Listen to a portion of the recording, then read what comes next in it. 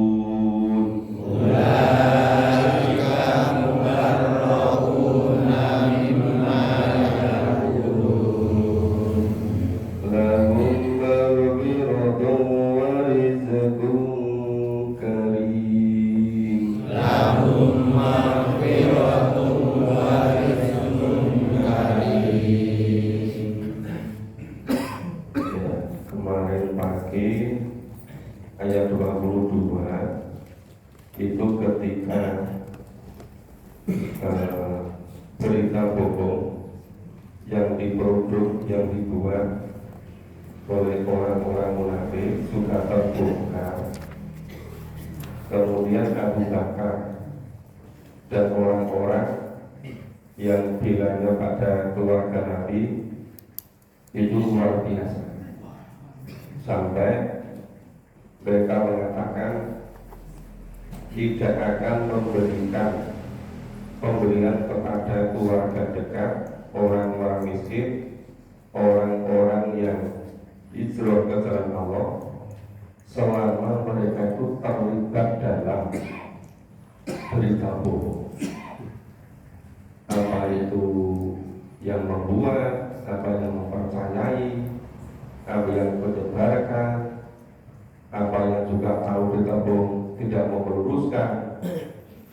Itu Abu Bakar pokoknya tidak ingin memberikan hak mereka. Tapi ternyata oleh Allah tidak boleh. Jadi Allah itu perintahkan, wal yafu, ampunilah mereka, maafkanlah mereka, wal yasfahu, dan berlapang dada. Jadi hebatnya ini Allah mendidik Nabi dan para sahabat, sekalipun keluarga Nabi, keluarga Abu Bakar Siddiq di mana Aisyah itu putri Abu Bakar yang dinikahi Rasulullah, itu dibuat berita bohong, katanya berbuat serong dengan Sofwan. Beredar sekian lama. Dan kemudian Allah menurunkan wahyu menjelaskan bahwa semuanya itu adalah bohong. Tadi yang dihembus-hembuskan dari orang munafik, dan itu dari kalangan dalam sendiri, dari kalanganmu sendiri. Makanya kita harus berhati-hati, jangan sampai kita kena seperti peristiwa terjadinya pembuatan penyebaran berita bohong. Nah, karena Allah memerintahkan supaya memaafkan mereka dan supaya berlapang dada pada mereka, akhirnya Abu Bakar As-Siddiq mengikuti sepenuhnya apa yang dituntunkan oleh Allah. Ya mungkin di dalam hatinya, kok Allah itu kok dirinya kok lapang sekali, Allah itu kok dirinya itu sudah diperlakukan begitu kok masih disuruh memaafkan dan supaya berlapang dada. Dan Abu Bakar As-Siddiq dengan seluruh sahabat mengikuti sepenuhnya dari apa yang dituntunkan Allah.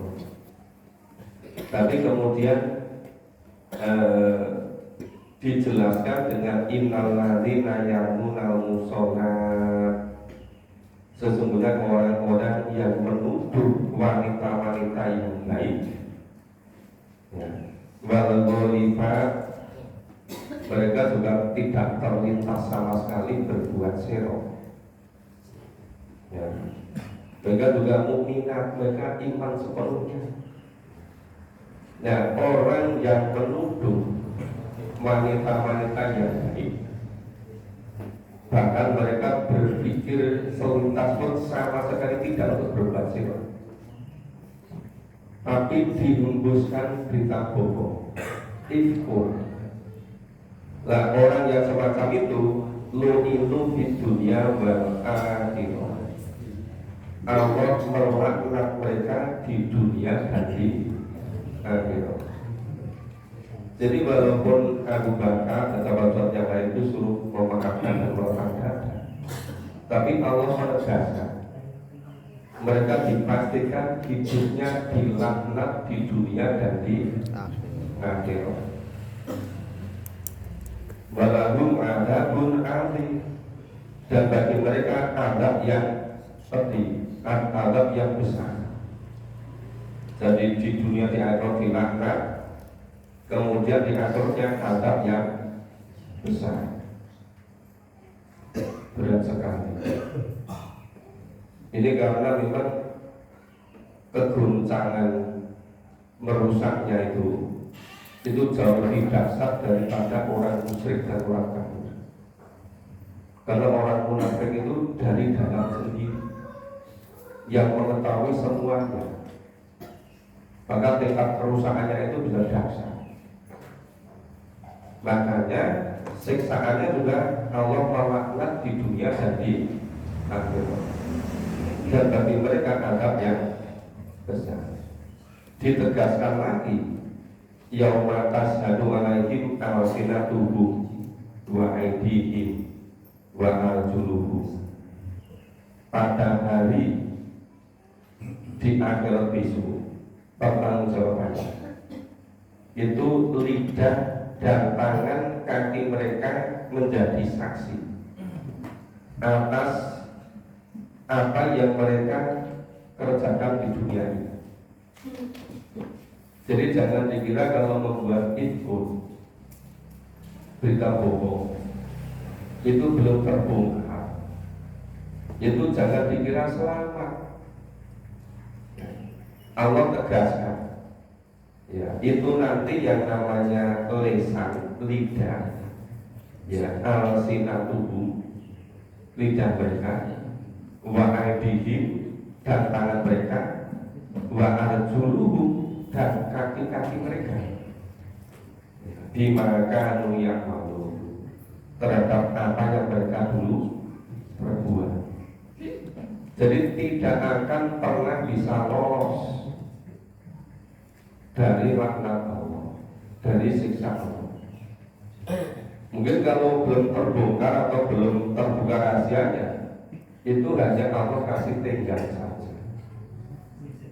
Tapi kalau orang Jawa itu mengatakan becik ke titik Allah ketolong. Jadi mungkin yang pertama akan terungkap. Itu baru di dunia, di akhirnya jelas. Ya, lisan mereka, tangan mereka, kaki mereka, semuanya akan menjadi saksi. Yang tashhadu alaihi, menjadi saksi. Terus yauma ini yuwaffihimullahu dinahumul haq. Di hari itu Allah akan memberi mereka balasan yang setimpal menurut yang semestinya. Jadi siapa yang iman, yang jernih, mengesahkan Allah, mengkafirkan Allah, yang balasannya surga. Jadi yang keimanannya dikotori dengan kemunafikan, dengan kemusyrikan, nah, itu di dunia dan yang rotilana, dan bagi mereka adabnya pedih.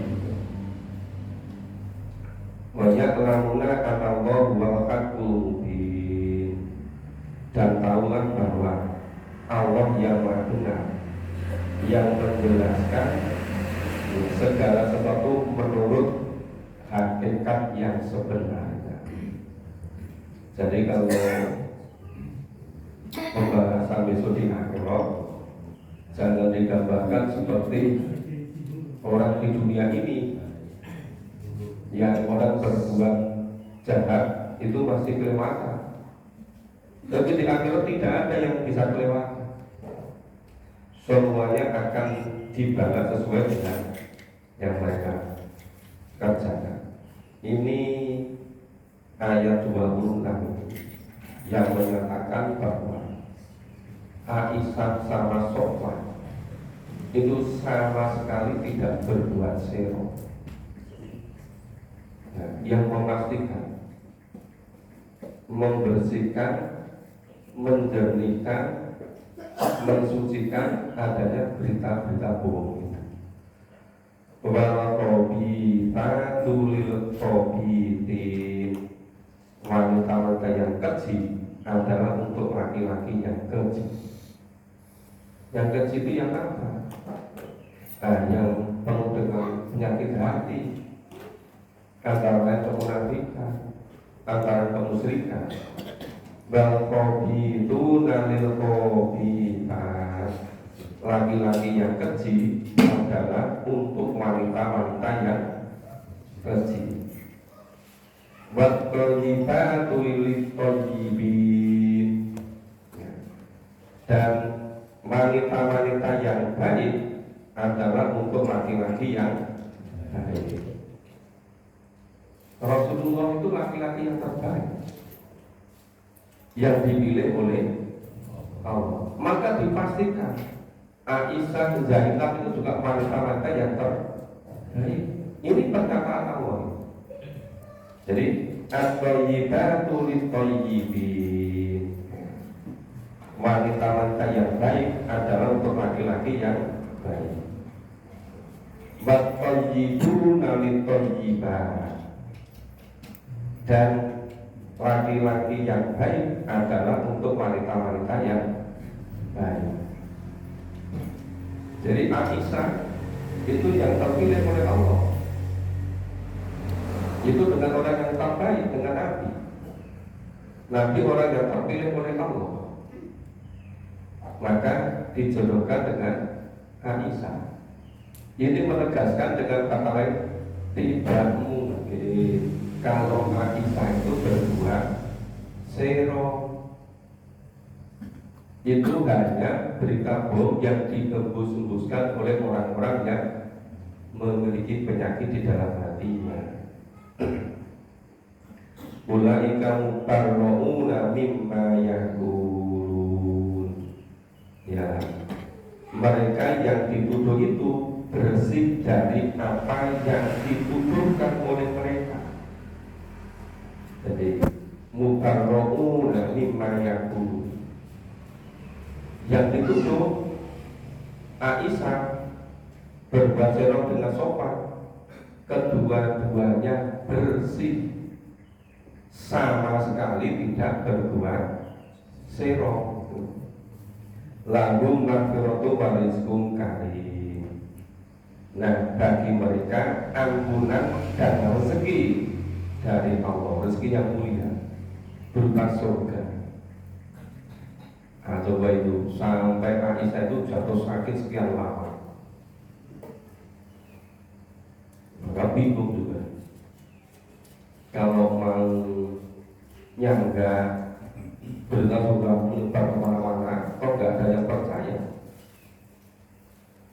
Tapi kalau mengatakan iya, sama sekali tidak berbuat, kan tidak mungkin umum ini suruh berbohong. Artinya yang paling baik itu ya diam, memohon ampun pada Allah, kemudian Allah menurunkan wahyu yang menjelaskan terjadinya ifkun, berita bohong. Nah, jadi ini sudah selesai pembahasan berita bohong dari ayat 1 sampai ayat 20. Jadi walaupun peristiwanya terjadi pada masa Nabi, tapi ini masih bisa terjadi sepanjang masa, bisa terjadi pada siapapun. Makanya perlu hati-hati. Jangan sampai hidup di dunia hanya sangat sebentar. Seperti yang lalu sudah kita pahami di surat Mu'minun 112, 113, 114. Allah bertanya, sebetulnya kamu hidup di dunia itu berapa lama? Orang-orang jawab, ya kelihatannya sehari atau setengah hari. Allah meneruskan, tidak ada. Kamu tinggal di dunia itu hanya sangat sebentar. Tapi yang sebentar ini menentukan besok di akhirat ya selama-lamanya. Kholidina fiha abada. Dulu di juz 30 di surat An-Nazi'ah, surat ke-79, ayat yang paling akhir, ayat 46, yang menyebutkan bahwa orang-orang ini nanti setelah melihat siksa di akhirat, mereka baru sadar bahwa mereka tidak hidup di dunia kecuali selintas waktu pagi, waktu siang atau waktu sore. Selintas waktu siang atau sore. Itu baru sadar ketika sudah diperlihatkan azab di akhirat. Tapi itu kesadaran sudah tidak ada gunanya apa-apa. Nah, bagi kita yang memahami Al-Quran, mestinya saat sekarang ini betul-betul menyadari. Saya itu kadang-kadang merasa begini, apa yang ayat-ayat itu dikumpulkan kemudian kita pahami lagi gitu, dia lebih mendalam gitu. Kadang-kadang merasa perlu begitu. Ya. Mungkin bisa disampaikan ke minggu malam gitu. Nah, cuma ini akhir tahun, akhir semester, itu acaranya agak karuan banyak. Kemudian akhirnya sangat sulit ngatur waktu. Karena kemampuan manusia ternyata sangat terbatas. Oke, kita lanjutkan sedikit. A'udzubillahi minasyaitonir rajim. A'udzubillahi minasyaitonir rajim. Ya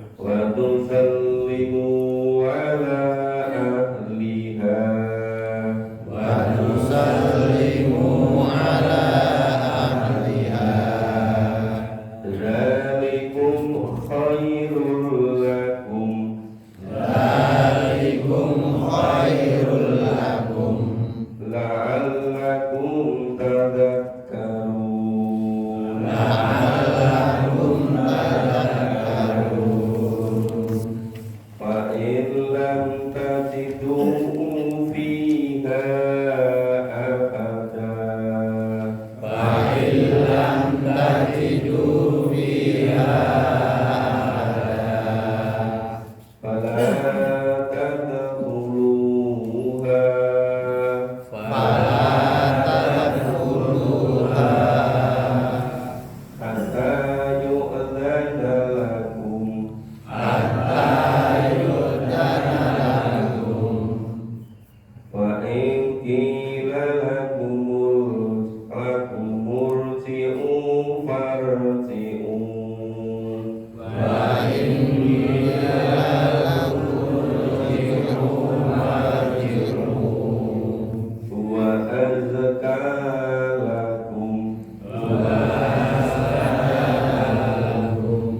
wallahu bima ta'maluna alim والله بما تعملون عليم laisa alaikum junnah ليس عليكم جناح an tadkhulu buyuta أن تدخلوا بيوتا ghayra maskunatin fiha mata'un lakum غير مسكونة فيها متاع لكم wallahu ya'lamu ma tubduna wa ma taktumun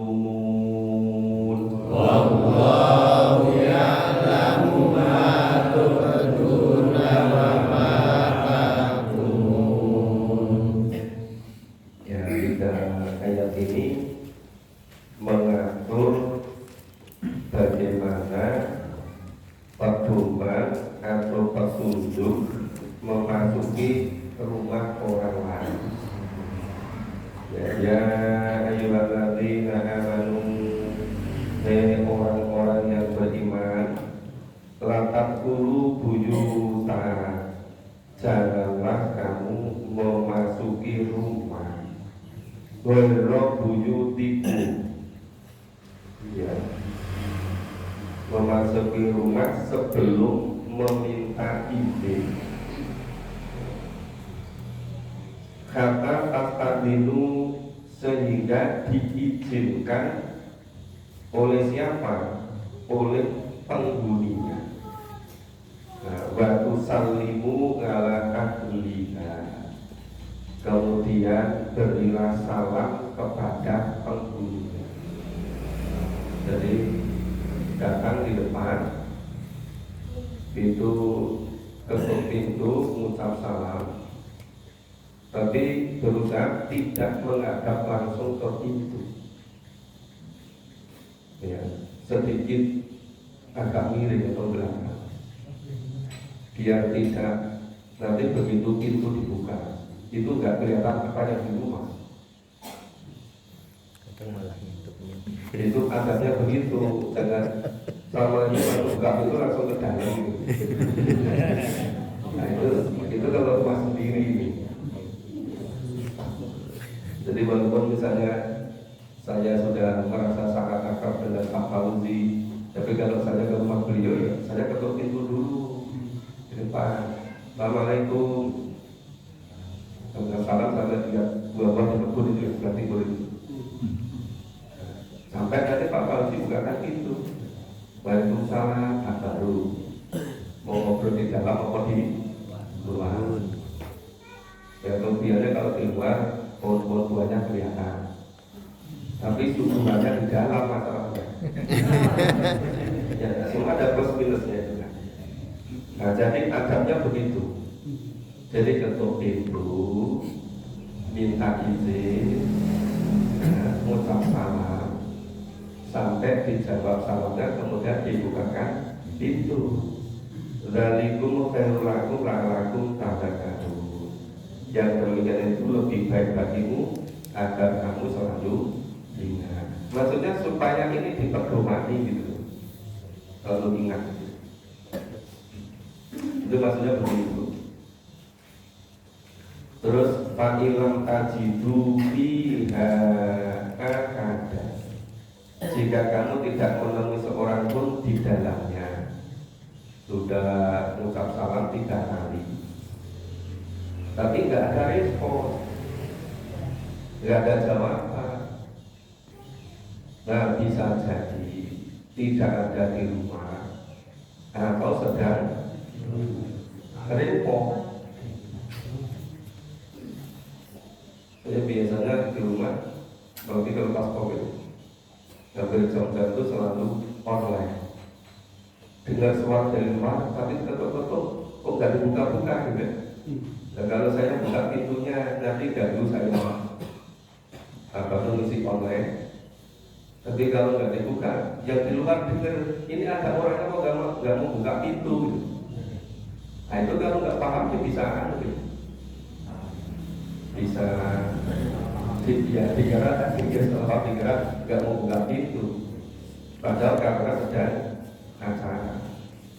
Nah maka di sini kalau kamu sudah ngetok pintu mengucap salam 3 kali, tapi nggak ada orang yang jawab, nggak ada yang merespon, falataquluha, maka janganlah kamu masuk. Ya kata yuk dan aku sampai kamu mendapat izin. Tapi kalau misalnya itu rumahnya nggak dikunci, kemudian terus bid'ah, mengambil sesuatu yang sangat penting kalau tempatnya, tapi orang yang punya silakan diambil di sebelah pintu.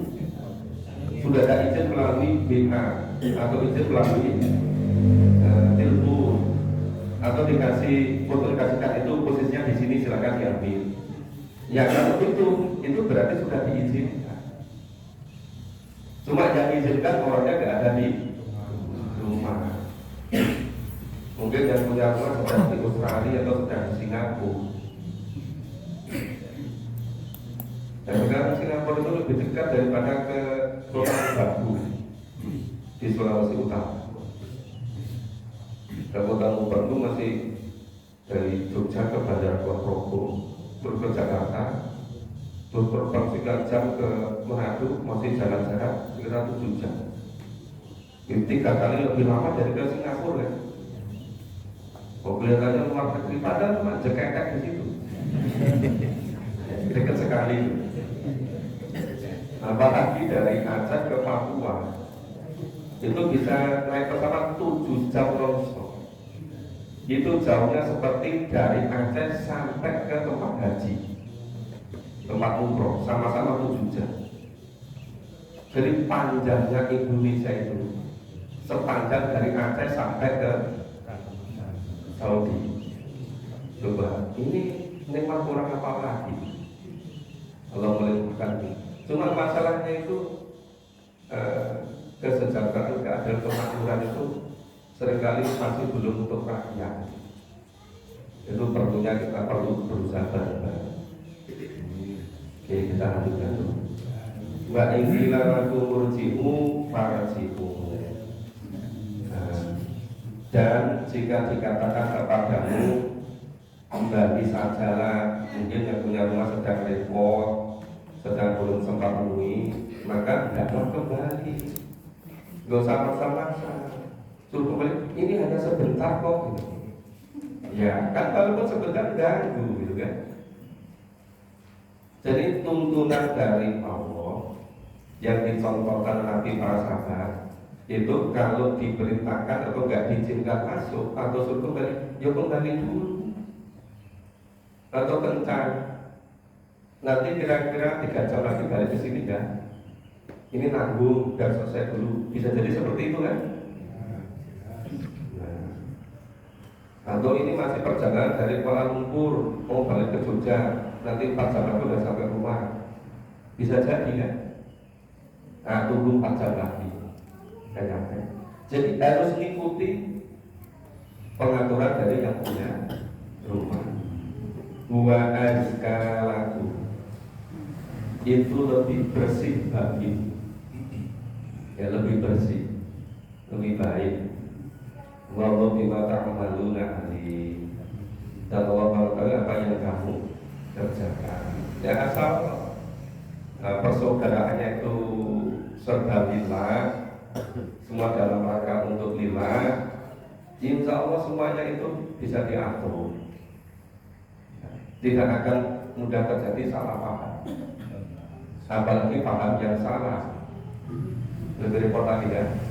Maka pentingnya komunikasi secara jernih. Laisa alaikum junah, tidak ada dosa atas kamu. Apa akan takulu buyutan, kamu memasuki suatu rumah. Goyo masku nanti dia makarunaku, yang rumah itu tidak didiami, tidak ditempati. Mungkin bisa jadi itu rumah sudah disepakati menjadi milik bersama atau sudah ditentukan lebih dulu. Nanti siapa saja yang mau menggunakan ini begini, ini ada laporannya begini gitu kan. Sudah ada pengaturannya. Jadi bisa jadi ini tempat yang tidak dikuasai oleh orang tertentu, tetapi menjadi milik kebersamaan. Nah, itu semakin banyak tempat-tempat yang digunakan bersama. Nah, kalau begitu, itu bisa ya ceritanya itu kalau ada keperluan, tapi Allah ya'lamu ma tubduna wa ma taktumun. Tapi Allah Maha mengetahui apa yang kamu nyatakan dan apa yang kamu sembunyikan. Maksudnya walaupun di situ nggak ada Quran, tapi kalau sudah disepakati mereka bersama, tapi tetap harus bertanggung jawab. Tidak boleh merusak, tidak boleh destruktif, harus betul-betul penggunaannya sesuai dengan aturan. Supaya nanti kalau yang lain menggunakan itu sudah siap. Sekarang banyak juga itu ada masjid, ada orang kaya mewakaf 1000 meter, kemudian dipakai untuk SKI, dibangun tempat yang menyenangkan. Ada bikin rumah, ada tempat bikin kopi, makan itu gratis. Sejumlah kamar kecil yang standarnya bersih lah, standar. Ini Baitullah itu. Ya. Itu sudah dinyatakan ini sepenuhnya Baitullah. Ini untuk melayani Ibnu Sabil tamu-tamu Allah. Enggak dipungut biaya sama sekali. Nah, maka ketika menggunakan itu, kalau sudah selesai, ya bisa dibersihkan kembali, diatur kembali. Atau memang kalau tidak mampu, walaupun di situ gratis, bisa kan siapa yang tenaga situ suruh bersihkan dikasih berapa gitu kan. Tapi supaya itu rapi kembali, supaya nanti tamu Allah yang lain datang itu sudah siap. Saya itu dulu pernah mempelajari agama mendalam. Ketika pegang mata kuliah pada program doktor, itu ada konsentrasi sejarah peradaban umat Islam. Ternyata ketika zaman kejayaan Islam, orang Islam itu berlomba-lomba membangun seperti hotel di daerah perbatasan kota. Jadi misalnya kota itu misalnya Jogja dari arah timur, kita di Prambanan kan. Nah, setelah Prambanan sini, ya itu dibangun tempat-tempat sehingga yang mau masuk ke kota Jogja itu bisa istirahat dulu di situ. Disediakan seperti hotel. Itu dikasih gratis 3 hari. Jadi dulu itu orang Islam sangat demikian rupa, itu berjalan beratus-ratus tahun. Oh, betapa mulianya. Jadi orang Islam itu perempuan itu mulia gitu, gak kan kelaparan. Ya, coba merindukan kembali yang seperti itu kan. Nah, sekarang buru-buru bepergian di rumah kadang-kadang kelaparan. Yang itu tadi, karena sudah lama tinggalkan Al-Quran. Jadi yang setelah saya memahami gitu-gitu melacak sumber itu, wah ini memang kunci itu pada Quran. Selama orang Islam itu mampu Quran, nanti bisa lagi terwujud suatu ketika. Tapi kalau orang Islam sudah tidak mau memahami Quran, juga akan ada kerja. Makanya Bapak Ibu saya termasuk yang mudah di perintis pemula untuk memulai kembali memahami. Demikian Bapak Ibu untuk pagi hari ini sampai ayat 29 dulu. Ini suaranya belum pulih. Sudah diganti apa itu suaranya timbul menjelang timbul lagi. Berdoa supaya pas ngaji itu timbul. Mohon maaf kalau kurang nyaman, kurang enak terkait dengan situasi kondisi, semoga bisa segera fresh kembali. Amin. Kita bisa melanjutkan, bisa lebih cepat lagi.